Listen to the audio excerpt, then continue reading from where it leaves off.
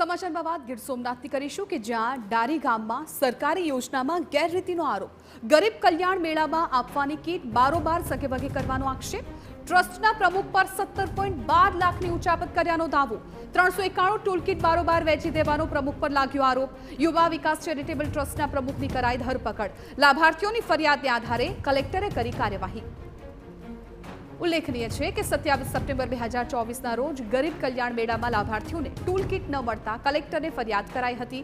કલેક્ટરે ફરિયાદના આધારે તપાસના આદેશ આપ્યા હતા। જો કે તપાસમાં બહાર આવ્યું કે ટ્રસ્ટના પ્રમુખે લાભાર્થીઓને આપવાની સરકારી ટૂલ કીટને બજારમાં વેચી દીધી છે, જેથી GRIMCOના મેનેજરે સમગ્ર મામલે પોલીસ સ્ટેશનમાં ફરિયાદ નોંધાવી છે।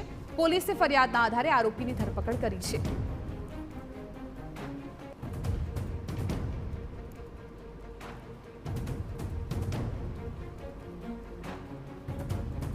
ગંભીર પ્રકારની બેદરકારી અને નિષ્કાળજી જણાઈ અને એ તપાસના અંતે કુલ 339 ટૂલ કીટ જે મિસિંગ હતી અને 52 ટૂલ કીટ જે અપૂરતી હતી। આમ ટોટલ 17,12,561ની રકમ એમણે પોતાના અંગત ઉપયોગ માટે વાપરી લીધી। આ ટૂલ કીટ લગભગ એમણે પોતાના ફાયદા માટે વેચાણ કરી દીધી છે।